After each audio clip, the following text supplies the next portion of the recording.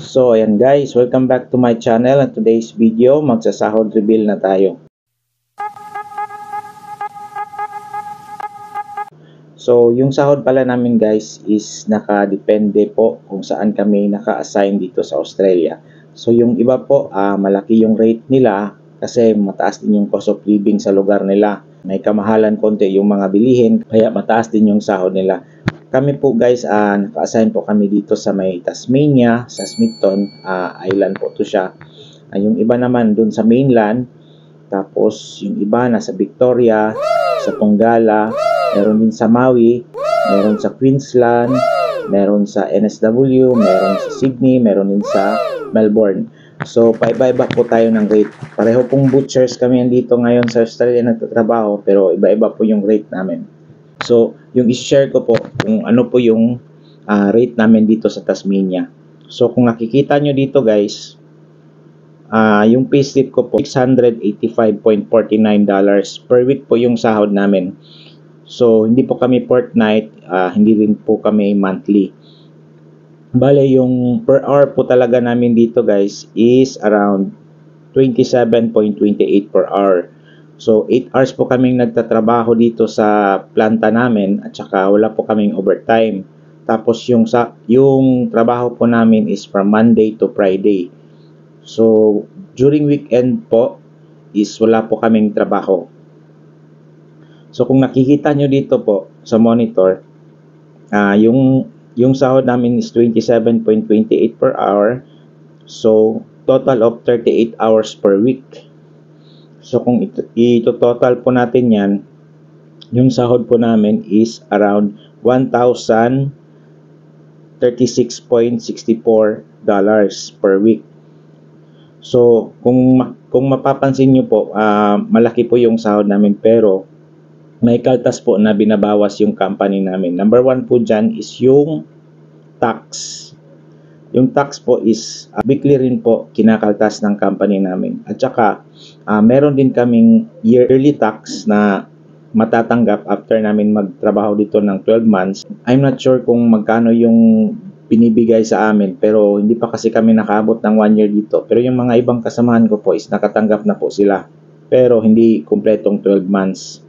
Kasi yung cut-off po kasi niyan is end of June. So, aside from that guys, meron din tayong lump sum. For example po niyan, mag-end of contract na po tayo tapos ayaw na nating mag-continue sa trabaho natin dito sa Australia. Uuwi na tayo ng Pilipinas. So, may tax po tayo na matatanggap po dyan. Dito na po tayo sa yung kinakaltas po ng company namin. Yung ibang company pala guys, nakabukod yung deduction nila. So, binibigay sa mga employee nila yung buong sahod nila. Tapos, yung mga employee po, may kanya-kanya po silang renta sa bahay na binabayaran. So, depende po kung gaano kalaki yung bahay na nirerentahan nila. Yung bills nila is nakabukod din. Pero yung sa amin po is, yung company po mismo yung nagkakaltas ng rent namin dito sa bahay. So, yung rent po namin sa bahay is around $95 per week po. Per week po yung kaltas sa amin.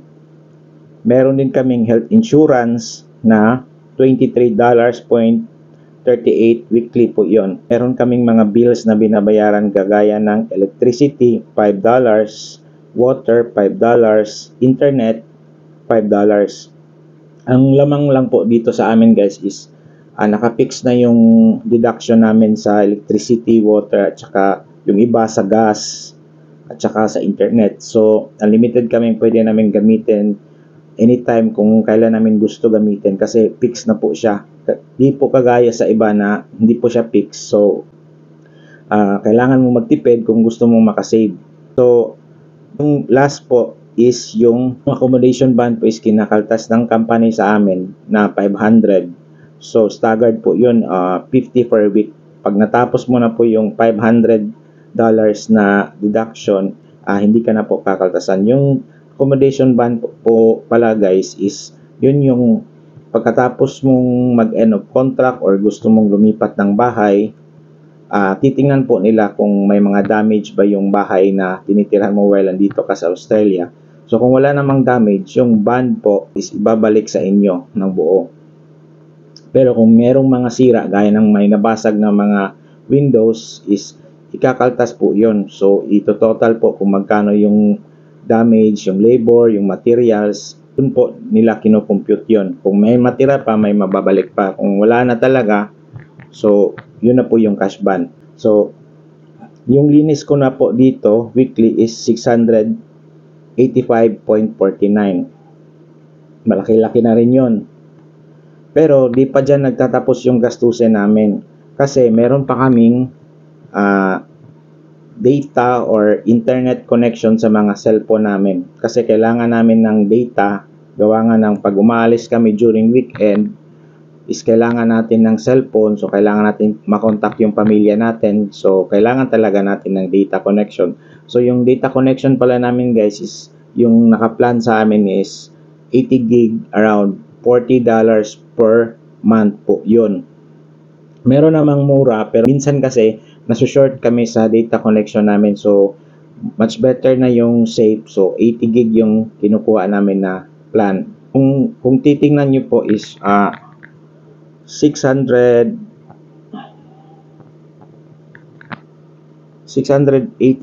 minus $40 sa internet. So yung matitira na lang is $645.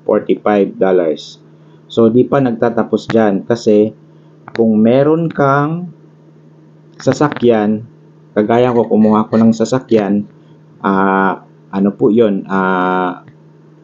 loan, car financing loan. So weekly po yung bayaran ko doon within 3.5 years.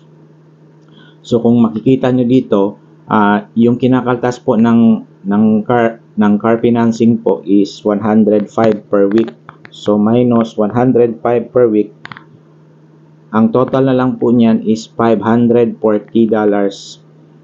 Di pa kasali dyan yung gasolina. Galing dito sa bahay, papunta sa trabaho, 5 days in a week. Tapos di pa kasaling mga gala-gala dyan. So kung i-compute natin, gagastos tayo ng gas mga around $40 per week. So minus $40 per week. So yung matitira is 500 na lang. Next na kakaltasin is yung pagkain. So dito po sa amin individually, yung nagagastos po namin sa pagkain weekly is around $100. So $400 na lang yung natitira sa sahod namin. Yung $400 po is pinapadala namin sa Pilipinas. Yung mga ibang kasamahan ko po, before po sila nakapunta rito sa Australia, is may binayaran po sila sa agency namin o sa broker namin na around 6,000 Australian dollars, which is kailangan naming mangutang ng pera para makabayad kami doon sa broker namin. So yung iba ng utang ng 250, yung iba ng utang ng 300, merong iba yung max na ng utang is $400,000 pesos. So may interest po yun. So kung i-compute po natin is around mga 600 po yung babayaran nila within 1 year. So staggered payment po yun, within 1 year yung 600, so around 50,000 per month. So kung ito total po natin yung $400 times 4, kasi 4 weeks in 1 month, so around 1,600. Current rate pala namin ngayon dito sa Australia to peso is around $35.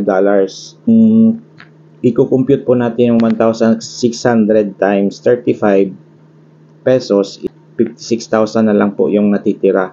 So yung iba nagbabayad ng 50,000 per month kasi malaki nga yung utang sa Pilipinas. So yung matitira na lang po is 6,000.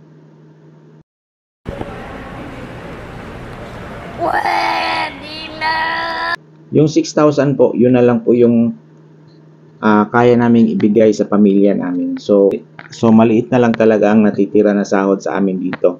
Pero po, kasi may mga utang nga kami dito. Pero kung natapos mo na yung utang mo within 1 year, siguro yung 56,000 is kaya mo nang ibigay ng full doon sa pamilya mo. So, advice ko sa inyo guys is, hanggat maaari, huwag kayong mangutang talaga ng malaking pera pag nakapunta kayo ng abroad.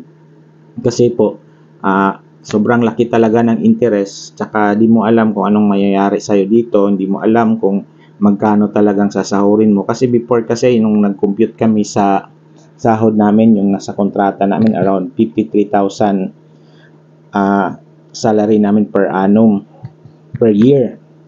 So, akala namin ganun nakalaki. So, hindi namin inaasahan na marami pa palang deductions na kailangan gawin yung company sa amin, gawa ng tax, nung health insurance, nung lump sum, yung rent, yung bills, yung pagkain, yung sasakyan, yung maintenance ng sasakyan, yung gas. Ang dami talagang bayarin. So, yung malinis na lang na natitira na pera namin, na sahod namin monthly is gano'n na lang po kaliit. Pero huwag kayong mawala ng pag-asa, kasi pag nawala naman yung utang nyo sa Pilipinas, pag nabayaran nyo na lahat ng utang nyo sa Pilipinas, is yung sahod na yon is pampupunta na lahat sa pamilya ninyo. So sana marami kayong natutunan sa episode na to. Bago kayo sa channel ko, don't forget to subscribe and click the notification bell para lagi kayong updated sa mga susunod ko na video. Thank you for watching.